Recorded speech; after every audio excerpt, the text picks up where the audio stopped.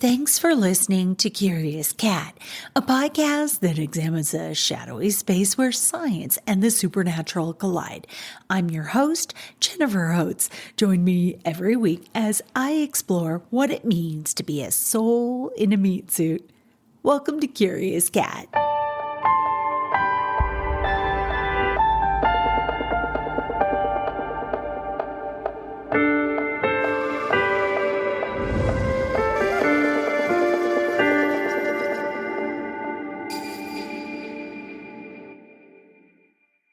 Today, our search for the bridge turns outward to the stars, the sun and the moon, and how they reveal the bridge that lies within each and every one of us. Breadcrumbs sprinkled on our birth charts that carry over into our lives on Earth. Is there anything quite like the feeling of looking up into a clear night sky? Staring into the indigo helps put our human day-to-day trouble into perspective fast. Our troubles shrink, and that shift helps what we face to feel a little more manageable. Staring into the stars comes with a sense of deep grounding too, humility, and easing of the weight we carry across our shoulders. Not quite full-on anti-gravity, but there's a lightness. There's another feeling stargazing brings that's bittersweet. It's that sense of longing, forgetting something important, not like where we put our car keys, but like missing the love of a vast community in heaven, forgetting the stories that are as old as time, longing to be rejoined to the all because we were once stardust too. There's a deep knowing in the span between Earth and outer space. The stars are set in a design we knew before we were born. The stories that ancients told of animals, gods and goddesses, jealousy, heroes, villains, cautionary tales, love, banishment, revenge, retribution, and healing, and more are tattooed on our souls. Let's get into it.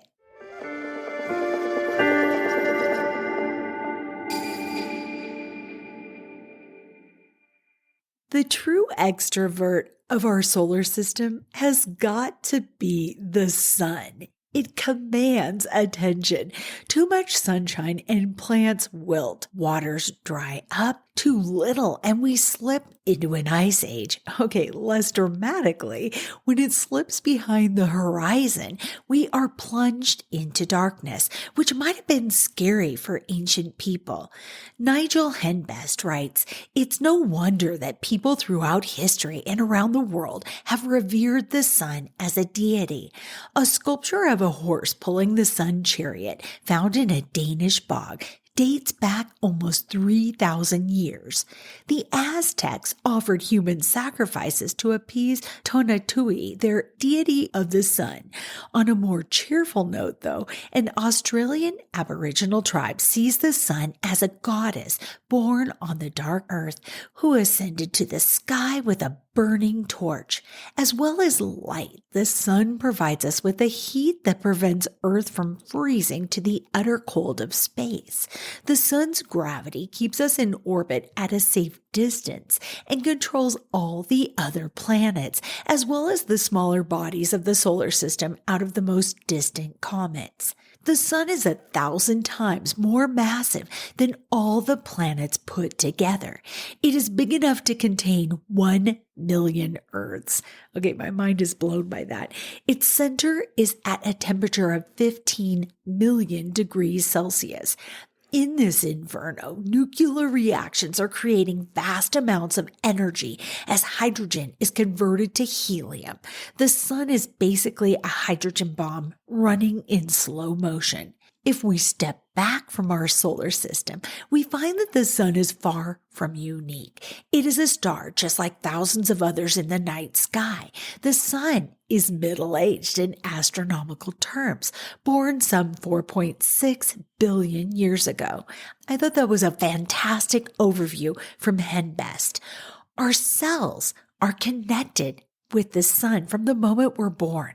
We wake up in the morning due to a hormone in our bodies that responds to sun's light. We tend to feel drowsy and fall asleep after the sun sets. Of course, we've messed with the natural rhythm of things because of artificial lights. But camping out, I'm asleep maybe an hour after night falls. Ancient Egyptians gave different names to the sun at various times of the day, writes Henbest. At sunrise, he was Khepri, a deified scarab beetle pushing his ball of dung, or the sun, above the horizon. During the day, he was glorious Ra, the king of the gods, traveling across the sky on his solar boat. The setting sun was Atum, the creator of the universe. We're all deeply affected by the sun. Aren't we basically walking plants in a sense? I wonder. I asked AI how we are affected by the sun and received this answer. The sun's impact on human health is multifaceted, offering benefits like vitamin D production and mood enhancement, but also posing risks like skin cancer and premature aging from excessive UV radiation exposure. Here's some benefits of sunlight. Sunlight is essential for the body to synthesize vitamin D, which is crucial for bone health, calcium absorption, and immune function. Exposure to the sun can also boost serotonin levels, leading to improved mood and increased alertness. Sunlight also helps regulate the body's natural sleep-wake cycle, or the circadian rhythm, by influencing the production of melatonin, a hormone that promotes sleep. I also found these benefits on our health from a different website. Sunlight is essential for human health and well-being. The health benefits of sunlight include generating the production of vitamin D, supporting bone health, lowering blood pressure, preventing disease, and promoting good mental health. Okay, so the bottom line, get out in the sunshine.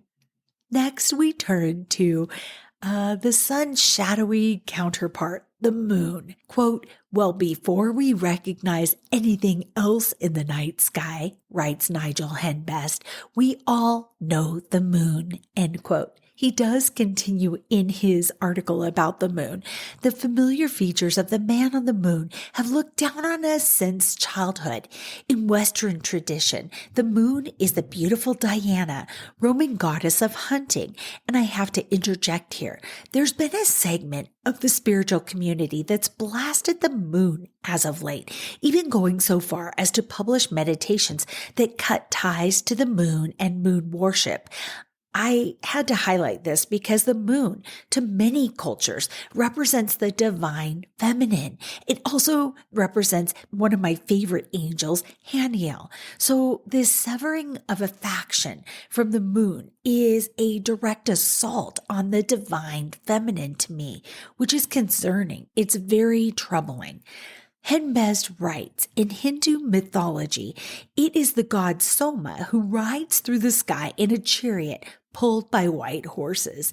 When astronomers first turned telescopes to the moon in the early 17th century, they saw it was a world rather like the Earth, but rough and mountainous. The early English astronomer Sir William Lower said the moon appeared, quote, like a tart that my cook made me last week. Here a vein of bright stuff and there of dark, and so confusedly all over, end quote. He must have been hungry when he wrote that journal entry. It's so funny. In fact, the moon is a dry ball of rock with a diameter of more than a quarter that of the Earth. That makes it unique in the solar system. Again, I've got to interject because this account from China came to mind. They wrote a report that stated after an experiment when they were on the moon that there was a bell-like clang across the moon when it was struck with a large object. It sounded as though the moon itself was a hollow metallic sphere, which is why some speculate that objects bounce off of it but haven't done catastrophic damage to the moon. Oh, and don't even get me started on the community out there that's convinced we never landed on the moon, that Stanley Kubrick shot that film in a warehouse somewhere in the New Mexico desert. We might as well put it near Area 51. I think all of this speculation comes from the curious fact that many planets have moons, but they are tiny compared to their parent planet. Our moon is so large, in fact, astronomers call the Earth-Moon system a double planet. From Henbest's book, The Night Sky, night by night, from the perspective of Earth, the moon gradually changes its shape from a narrow crescent to a gleaming semicircle, then an increasingly rotund shape until it becomes a totally round full moon. Over the next 2 weeks, it runs through these phases in reverse until the narrow crescent shrinks from view. This reminds me to tell you, though, have you heard of those fresh perspectives about Stonehenge recently? They're showing that it was built to observe the moon and its phases as well as the well-known solstices. Yeah, moon and sun worship. Maybe not even worship, but observation. The ancients had many explanations for the changes in the moon's shape. The Inuit of Greenland believe the moon is a god, Anningen, who is forever chasing the female sun around the sky. Anningen is so ardent that he forgets to eat, wasting away to nothing. Eventually, Moon has to come down to Earth to hunt, which is when he disappears for 3 days. When he returns to the heavens, writes Henbest, we can see him grow fatter and fatter. This is a colorful way of explaining the moon's ever-changing shape, but the truth is much more prosaic. The moon does not have a light of its own, he reminds us, and we see it because it is illuminated by the sun.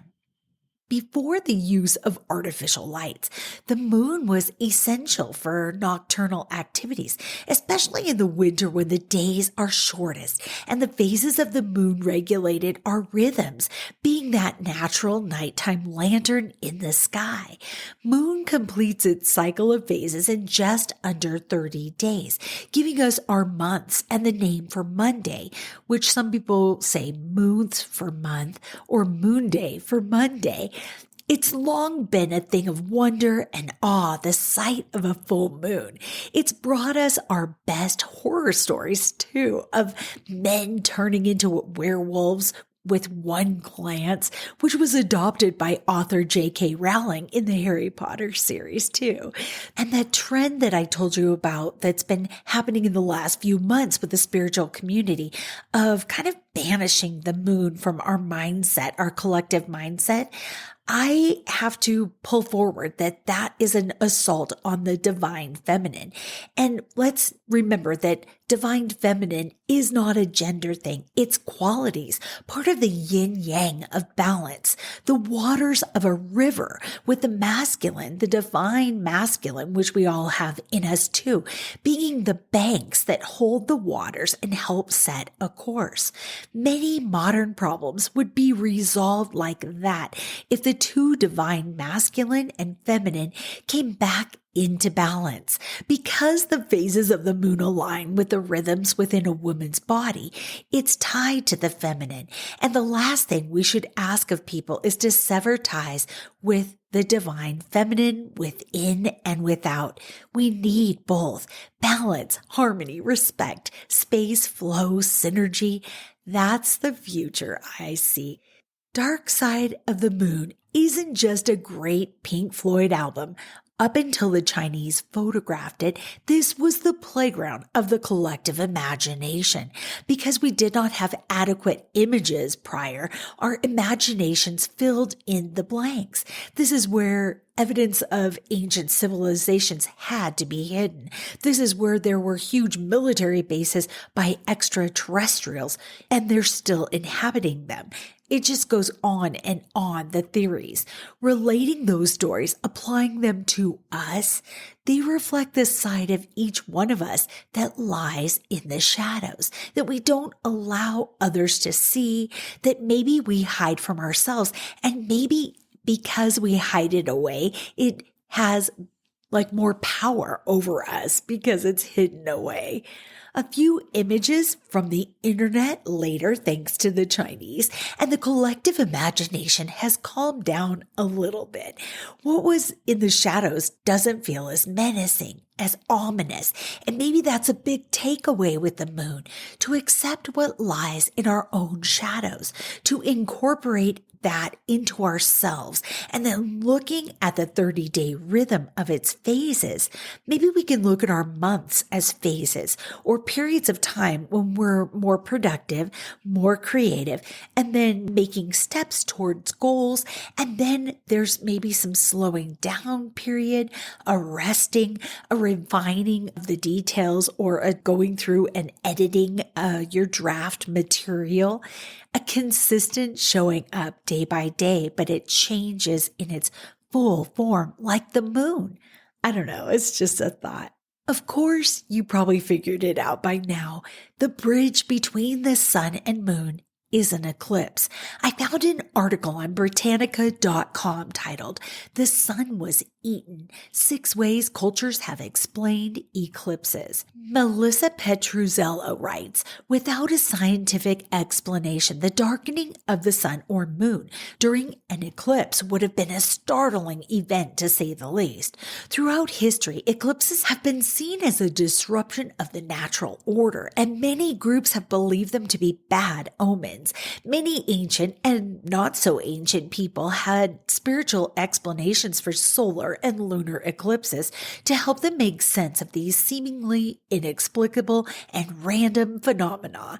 In ancient China, it was commonly held that solar eclipses occurred when a celestial dragon attacked and devoured the sun. Chinese eclipse records are some of the oldest in the world and go back more than 4,000 years. At least one simply states, 'The sun has been eaten.' To frighten away the dragon and save the sun, people would bang drums and make loud noises during an eclipse. Since the sun always returned after this ruckus making, it is easy to see how the tradition was perpetuated. Interesting though, it seems the ancient Chinese were not particularly bothered by lunar eclipses, and one text from about 90 BC dismisses them as a common matter. Ancient Hindu mythology provides a rather graphic and disturbing explanation for solar eclipses. According to legend, a cunning demon named Rahu sought to drink the nectar of the gods and thus attain immortality. Disguised as a woman, Rahu attempted to attend a banquet of the gods and was discovered by Vishnu. As punishment, the demon was promptly beheaded, and it is his decapitated head flying across the sky that darkens the sun during an eclipse. Some versions say that Rahu was actually able to steal a sip of the nectar, but was beheaded before the elixir reached the rest of his body. His immortal head, in perpetual pursuit of the sun, sometimes catches and swallows it, but the sun quickly reappears as Rahu has no throat, so it goes out the other side. The Inca of South America worshipped Inti, the all-powerful sun god.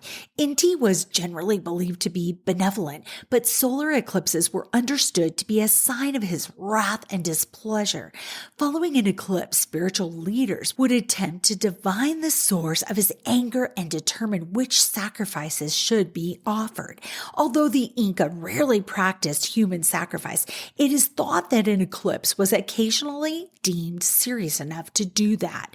Fasting was also common, and the emperor would often withdraw from public duties during and following an eclipse.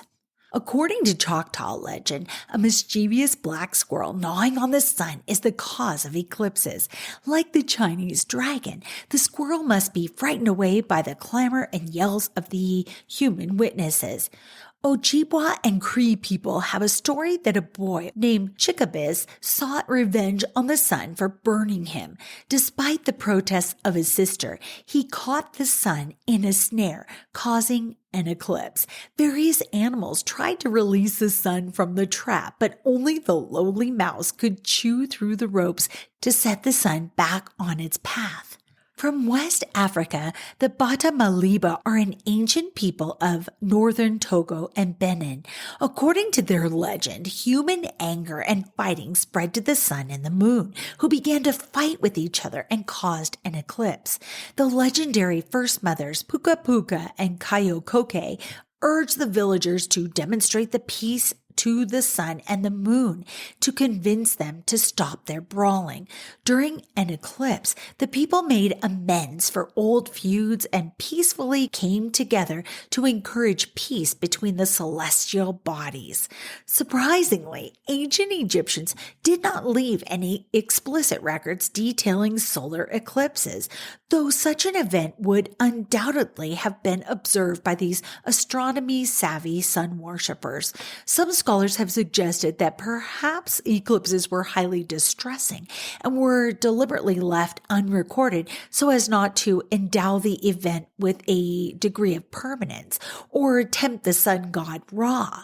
One Egyptologist has suggested that various references to an apparently metaphorical form of blindness align with historical eclipse dates and may be symbolic records of those events, or perhaps papyrus records were simply lost to time.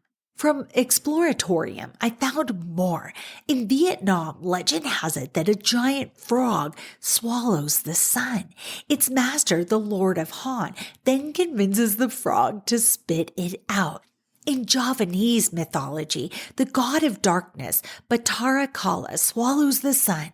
Javanese villagers try to make Batara Kala release the sun by offering sacrifices and beating drums. In the U.S. Northwest, the Pomo people's name for a solar eclipse is Sun Got by a Bear. They tell a story about a bear who goes out for a stroll along the Milky Way. The bear meets up with the sun, and the two begin to argue about who will move out of the other's path. The argument turns into a fight, which is the eclipse. From the Navajo perspective, eclipses are a time of renewal and a manifestation of the cyclical relationship between the sun, the moon, and the earth. The old traditional knowledge of the Navajo people recognizes that it's dangerous to look directly at the sun, which is so wise. Navajo elders strongly instruct their community to go inside the hogan, their traditional dwellings, during an eclipse to ensure people don't look up at the sun. Traditional Navajo people sit quietly and in reverence, a practice that is grounded on their deeply held respect for the cosmic order. Some people will choose to look at the eclipse using protective eclipse glasses, but that decision is up to each family or individual. Wow, I respect all the cultural points of view, but the Navajo perspective gives me goosebumps. It resonates so deeply. One more take before we pivot to the celestial within. Ancient Greeks had a different spin on this celestial event. They believed that eclipses were a sign that the gods were angry with humans and that the sun would abandon Earth, bringing untold misery. The word eclipse actually comes from the Greek word meaning abandonment. Let's turn our eyes to the stars for a moment, specifically constellations. StarRegister.org defines them thus. Constellations are groups of stars that form patterns or shapes when observed from Earth. These patterns have captivated the human imagination for centuries, leading to the creation of various mythologies associated with the celestial figures they represent. While some constellations are visible to the naked eye, others require telescopes to discern their intricate details. From the book The Night Sky, author Nigel Henbest introduces constellations and the ancient stories that play out across the night sky. As he explains, there is an important route through the stars, the band of the zodiac, in which the moon and the planets always lie.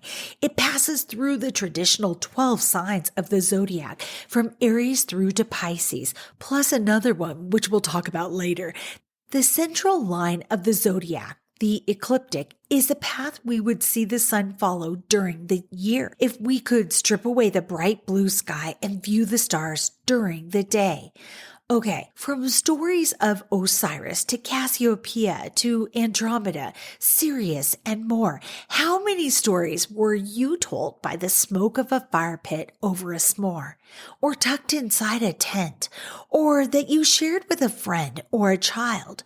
Here are a couple interesting stories in the sky, and my absolute favorite, the one enmeshed in that 13th constellation. If you're wondering how this relates to the intersection of our human forms and the spiritual realm, well, to get in touch with that feeling of knowing, think of the 3 stars in Orion's belt. Now, if you're not driving a vehicle and are in a safe space to do so, close your eyes. Think of your root chakra, that ball of energy at the base of your spine. Now add your heart chakra to that. See it glowing and spinning, light, in tandem with the root chakra. And finally, keep going up to the crown chakra.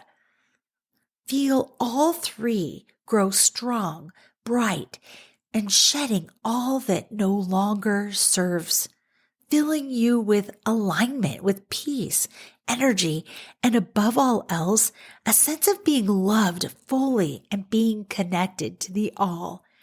Those stars, those chakras, I think the connection is right there. We are of the stars, and the stars are of us. From Listverse, the Pleiades is a star cluster known as the Seven Sisters. It may be the constellation with the oldest myths attached to it, as similar stories have been found in many widely spaced societies. The Greek myth, as so often does, describes their origin with an attempted seduction. The Pleiades were originally the daughters of the Titan Atlas and were so beautiful that almost all the major Greek deities had affairs with them at some time or another.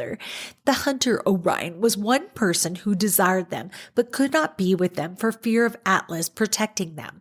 Once Atlas was said to hold up the vault of heaven, there was no one to guard the Pleiades, so Orion set out to capture them. The Pleiades fled, and the gods took pity on them. The sisters were first transformed into doves so that they could fly away from the hunter, but were later placed in the sky as a constellation. When Orion was added to the stars, he was placed in a position where he was always chasing the Pleiades but would never be able to catch them. When you aim at the king, you better not miss is a moral of the story behind the constellation Cancer.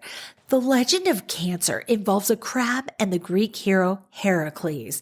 Heracles was forced to complete 12 nearly impossible labors after killing his wife and children during a bout of madness that had been inflicted on him by the angry goddess Hera.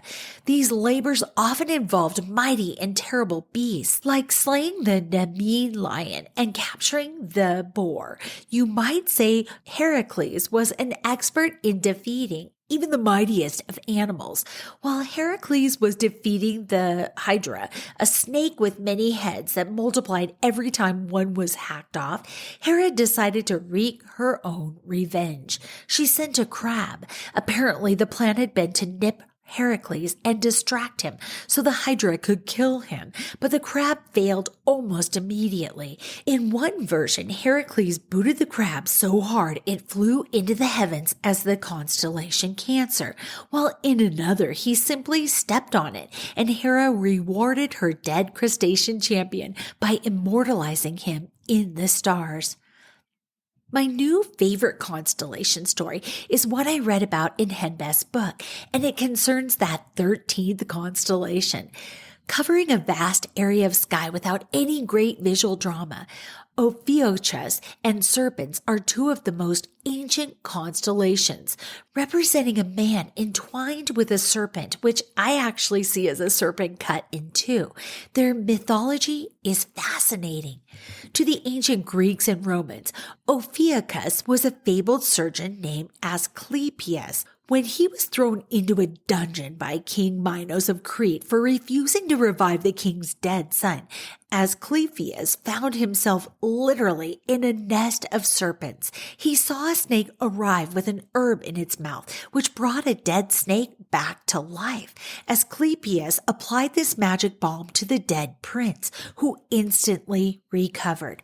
Worried that Asclepius would make the whole human race immortal, the gods put the healer and his trusty serpent well out of the way up in the sky. By the way, the constellation serpents is the only one that comes in two separate parts, the serpent's head and the serpent's tail, separated by the body of Ophiuchus. Okay, and also I have to say, my gosh, here is the truth that we even sometimes face here on Earth in our meat suits of knowledge that would help humanity, right?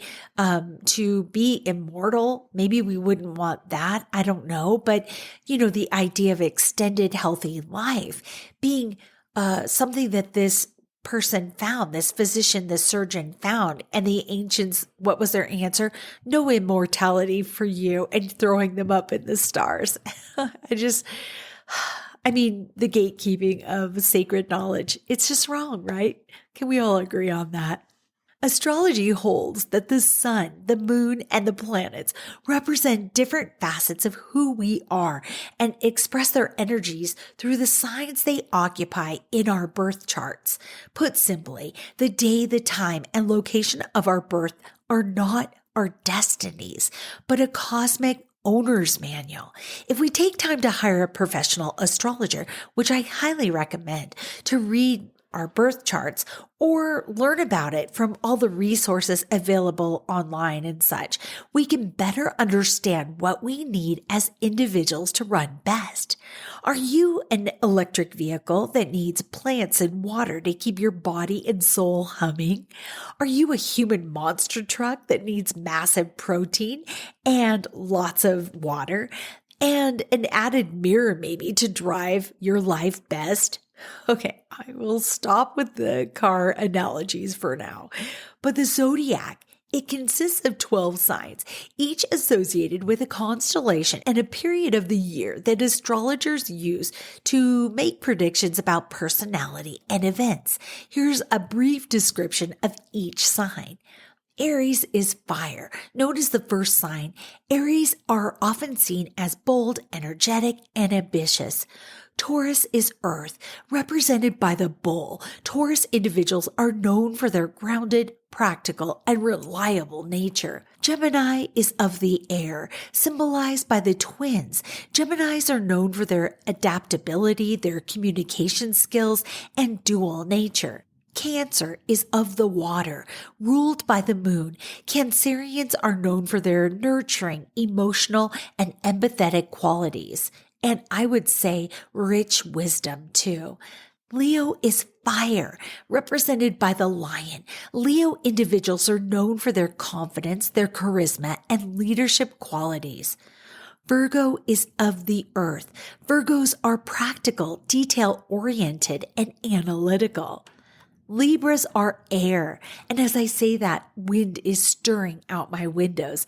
Libra individuals are known for their charm, their diplomacy, and love of beauty. Scorpio is of the water. Scorpios are passionate, intense, and resourceful. Sagittarius are fire, known for their adventurous spirit and love of freedom. Sagittarius individuals are optimistic and curious. I love that because, oh my God, I'm Sagittarius and curious cats. Capricorn is of the earth. Capricorns are known for their ambition, their discipline, and practicality. Aquarius is of the air. Aquarians are known for their innovative, independent, and forward-thinking nature. Pisces is of the water. Pisces is known for their compassion, their intuition, and artistic talents. One final little descriptor for it. Fire signs, Aries, Leo, and Sagittarius, are all passionate, dynamic, and temperamental. Earth signs, Taurus, Virgo, and Capricorn, are grounded, practical, and reliable. Air signs, Gemini, Libra, and Aquarius, are said to be intellectual, communicative, and social. Water signs, Cancer, Scorpio, and Pisces, are emotional, intuitive, and nurturing. In astrology, your moon sign represents the zodiac sign the moon was in at the time of your birth, and it's believed to reveal your emotional nature, your subconscious mind, and how you react to situations. So what does it represent? Your moon sign is seen as a reflection of your inner self, your secret self, your emotional core, and how you react to the world around you. And it differs from your sun sign this way. While your sun sign or your zodiac sign is based on your birth date and represents your outward personality and how you present yourself, your moon sign reveals your inner, more private side. To determine your moon sign, you'll need your birth date, your birth time, and birth location, which can then be used in an online astrology calculator or by consulting with an astrologer, which I've provided a link to both of those in the show notes if you're curious.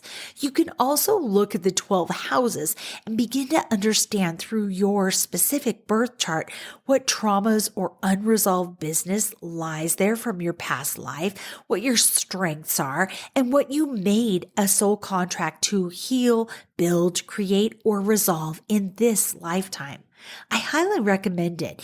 If books and websites don't do the trick, set a date with a reputable astrologer to read your birth chart and make sure they send you a printout or a recording of that reading because there's so much to it. You'll want to touch back to it multiple times. It is your true cosmic owner's manual. If you're wondering where to look for an astrologer, I recommend the Raza Lila Healing Community, or take a listen to Paranormal Karen and find an astrologer that you vibe with that she has interviewed. A little closer to home and within our atmosphere is a phenomenon that has dazzled humans since we looked up after a rainstorm, the rainbow. Dazzling displays of color that are rare in nature. I mean, imagine observing a rainbow 5,000 years ago as a person that lived on the plains with knee-high yellow grass.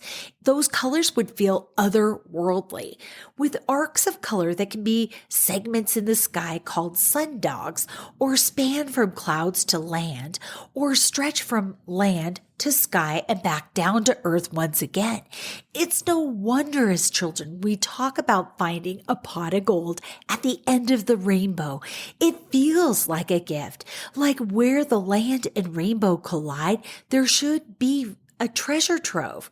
Though we live in a technicolor age now, rainbows still make us stop and stare and shoot a photograph. Remember the double rainbow video that went viral? Oh my gosh.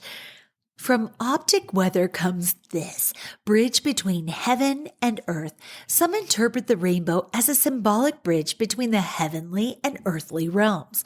Like the appearance of a rainbow in the clouds on a rainy day, so was the radiance around him. This was the appearance of the likeness of the glory of God, and that came from Ezekiel 1:28. The scientific understanding of rainbows doesn't diminish their spiritual significance. Instead, it enhances our appreciation for the intricate design of creation. There are types of rainbows and rare rainbow phenomenon. They are more than meet the eye. Double rainbows. Sometimes a fainter second rainbow appears outside the primary arc with its color order reversed. The secondary rainbow is caused by a double reflection inside the water droplets. It's always fainter and has its colors in reverse order compared to the primary rainbow. Wow, that's a fun fact. That'll take you to Jeopardy final round, huh? Moonbows, rainbows that form at night from moonlight. These are rare and often appear white to the human eye due to the lower light intensity. Through long exposure photography, the colors can be captured. Full circle rainbows are seen from high altitudes in plains or tall buildings, sometimes revealing the full circle of a rainbow. On the ground, we usually only see half of the rainbow because of the horizon. It blocks the rest. Fog bows, similar to rainbows but formed by tiny water droplets in fog rather than raindrops. They appear as white or faint rainbow-colored arcs. Fire rainbows, not actually rainbows, but a phenomenon called circumhorizontal arcs. They occur when sunlight refracts through high-altitude ice crystals. Oh my gosh, I saw that in Denver over the wintertime. Did you know the angle at which you view a rainbow affects its brightness and visibility? There's a rare phenomenon where two distinct rainbow arcs split from a single base called the twinned rainbows. A rainbow is the result of countless tiny water droplets acting together, reflecting the divine principle that great beauty often results from collective effort. Oh my gosh, I love that so much. We're going to turn to parts of space that have blasted and landed onto Earth. I found an article about 5 ancient artifacts made from meteorites from Sciencing. The links are in the show notes and check it out to see photos. Here's what they wrote. The origin of iron lies in the stars, created in stellar cores and supernova. It was one of the elements that forged Earth's core, giving birth to our planet. Iron is one of the most abundant elements on Earth, and today, most of the iron used in human industry is obtained by mining this supply. However, the iron in our planet's crust does not appear in its pure form. Instead, it presents as iron ore, the metal being mixed into rocks with numerous other minerals.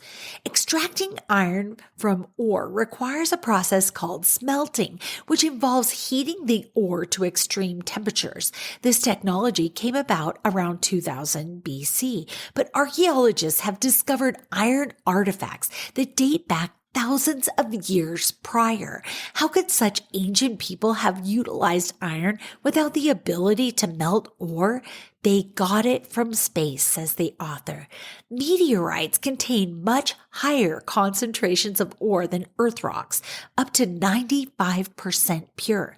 By collecting this celestial iron, ancient civilizations were able to get ahead of technology and create some of the most exciting artifacts ever uncovered. Here are 5 of them. King Tut's dagger, Tutankhamun, otherwise known as King Tut. He's one of the most famous figures from ancient Egypt, but it's not actually because of his actions as pharaoh. Ascending the throne around age 9 and dying at age 18, the so-called boy king had a short and uneventful reign. It was only after his tomb was excavated in 1922, revealing a trove of ancient treasures, that Tutankhamun became an icon. Among these treasures was an iron dagger, roughly a foot in length, with a golden hilt, crystal pommel, and gold sheath etched with images of lilies and feathers. In Tutankhamun's time, iron was rarer than gold, and archaeologists puzzled over the weapon's origins. Finally, in 2016, a study published in Meteorics and Planetary Science showed via X-ray fluorescence spectrometry that the iron dagger contained a number of other elements consistent with a meteor. Most notably, the blade contains 11% nickel, more than twice as much as any iron ore mined from Earth, but consistent with analysis of meteors. The researchers even think they may have found the specific meteorite the King Tut's dagger was carved from over 3,000 years ago. They took analysis of 20 meteorite samples from Egypt, comparing their nickel and cobalt levels to the blade. Among them was Karga, a meteorite found near the coastal city of Marsa Matruth, about 150 miles west of Alexandria, and it turns out to be a near perfect match for the pharaoh's dagger. Okay, I actually did more research here, and the origins of the meteorite and in relation to King Tut's dagger are still up for debate. Here's what I found before we go on to the next item. Another study published in the book Iron from Tutankhamun's Tomb, published by American University in Cairo Press in 2022. Researchers found that, quote, it is currently impossible to arrive at a reliable conclusion as to the origin of Tutankhamun's iron objects or the craftsmen and materials involved, end quote. Those study authors noted that the rock crystal of the blade's pommel is similar to artifacts widely used in the Aegean area, while the pommel's typically Egyptian shape suggests either manufacture in Egypt or foreign production for an Egyptian market, the research team wrote. As a result, no clear overall picture on the origin of the dagger's handle and blade can be made. Item number 2, a 3,000-year-old weapon. Sciencing writes, the ancient Egyptians weren't the only ones crafting meteoric iron 3,000 years ago, but it appears it wasn't always used for grandiose purposes. A humble-looking arrowhead unearthed at a Bronze Age archaeological site in Switzerland shows that people have long recognized the practical value of this once rare metal. When the arrowhead was first discovered by archaeologists in the 1870s, it didn't seem like anything special. 1.5 inches in length, it is coated in a heavy layer of rust, but this humble facade belies the weapon's significance. A 2023 study published in the Journal of Archaeological Science found that the arrowhead not only exhibits the high nickel and cobalt levels associated with meteoric iron, but that it also contains traces of aluminum isotopes that do not occur naturally on Earth. The study authors immediately suspected that arrowhead had been crafted from the Twanberg meteorite, the largest meteorite discovered in Switzerland, which happened to be only 5 miles from where the arrowhead was discovered. To their shock, the compositions didn't match. Scouring records of other meteorites found in Europe, researchers discovered a likely match with a meteorite found in Estonia. How could an ancient arrowhead have made it 1,400 miles from Estonia to Switzerland? Archaeologists believe it's a sign of an expansive Bronze Age trade network that stretched across Europe. The arrowhead may have been an especially valuable item. To date, only 55 meteoric arrowheads have been found in Eurasia and Africa combined. Number 3, the treasure of Volenia. The treasure of Volenia is arguably the most significant prehistoric treasure trove ever found in Europe. It comprises 66 different pieces, mainly bowls, bottles, and bracelets, which date back to sometime between 1500 and 1200 BC. Most of the treasure is gold, amounting to nearly 22 pounds of the precious metal. But in this opulent collection, it is 2 works of iron that truly stand out. One is a bracelet, and the other is a small half sphere of iron and gold that may once have been a sword hilt. These are the oldest iron objects ever found on the Iberian Peninsula, forged over 300 years before the Iron Age dawned. In 2023, researchers published a study in a Spanish journal that identifies meteoric iron as the source for the 2 items from the treasure of Volenia. The researchers use mass spectrometry, a technology that analyzes the mass-to-charge ratio of ions in any given sample, and discovered that the iron used in both artifacts had concentrations of nickel consistent with meteorite samples, as well as other artifacts made from meteoric iron. It is unclear where the meteoric iron used to make the treasure of Volenia was sourced from. In fact, archaeologists are virtually clueless about the origins of those artifacts. Whoever forged that bracelet and hilt would have had to be on the forefront of iron technology, potentially one of the first people in history to master this powerful metal. Item number 4, a Buddhist statue stolen by Nazis. No, it's not an Indiana Jones plotline. Meteoric iron is an extremely hard and hardy material, so the discovery of an intricately detailed statue carved from a meteorite came as a bit of a shock. To make the story all the more dramatic, the statue was the subject of a notorious Nazi heist. In 1938, German zoologist and SS officer Ernest Schaefer led an expedition to Tibet, where it uncovered a statue of a man with a swastika on his chest. What was originally a symbol of good luck to the Buddhist faith had already been co-opted by the Nazis, and the expedition stole the statue and took it back to Germany. The 10-inch, 24-pound figurine is believed to depict either the Buddha himself or Vaishravana, one of the 4 heavenly kings of Buddhism. It is widely believed to have come from the 11th century, but this is a contentious issue. Some researchers have argued that this statue was only made in the 20th century and that it wasn't even a factor in the famed heist by the Germans. One aspect of that statue's history does seem to be clear. It is extraterrestrial in origin. The study published in Meteorics and Planetary Science in 2012 revealed that the statue exhibits nickel and cobalt levels that could only have come from a meteorite. Moreover, researchers have traced the material to a specific meteorite, dubbed Chinga, which scattered fragments around the region where present-day Mongolia borders Russia. This meteorite is estimated to have fallen between 10,000 and 20,000 years ago.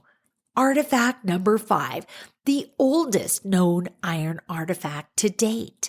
Since meteorites were the original source of iron, it should come as no surprise that the earliest iron artifacts ever uncovered to date were made from meteors.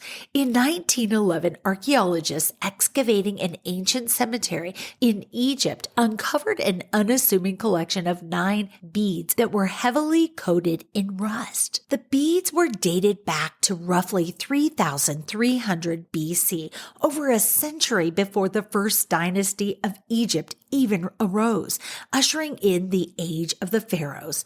Exactly how the beads were made became a topic of hot scientific debate because the metal contained nickel levels that could have come from either Earth or space. However, in 2013, researchers made a breakthrough by scanning the beads with X-rays and neutron beams. Their findings, published in the Journal of Archaeological Science, revealed that the beads contain high levels of a different element, germanium, which only occurs in small concentrations in iron ore from Earth. Furthermore, the metal beads showed a distinct crystalline structure. It's a pattern known as Widmanstossen, which does not occur naturally in any materials from Earth. So these 9 beads, they represent the oldest evidence of iron working as we know. They were found strung onto a necklace alongside gold beads and gemstones, indicating just how valuable ore was in the eyes of ancient people. Researchers were even able to determine that the beads were made by hammering those meteoric iron into thin sheets and rolling them up, a technique not seen in any other jewelry found at that site. I hope the next time you step out into nature, you feel the connection of the all of you to the all of all, that you let nature heal you, let the stars align you and remind you of the greater picture, and maybe even ignite the stardust within you to heal, to create, and to love bigger. Thanks for listening. Until next week, stay curious. I love you.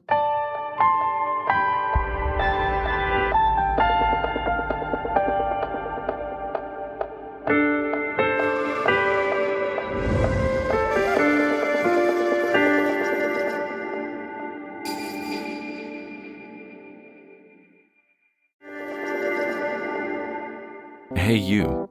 Yes, you. Are you looking for a new podcast that appeals to your scientific curiosity, but is also a little bit spooky? Show me how I died in a past life. Well, look no further, because this cat is where it's at. He had concerns about the ethics surrounding AI, feeling they had achieved consciousness. Curious Cat Podcast examines the shadowy space where science and the supernatural collide. Listen every week with your host, Jennifer Holtz, as she and her guests explore what it means to be a soul in a meat suit. We were healing karma together. They were all kind of predestined to resolve something. Listen on all your favorite streaming apps and continue the conversation on Twitter at CuriousCatPodCA, or find Jennifer and all her links at Jennifer L. Holtz, spelled HOTES.com.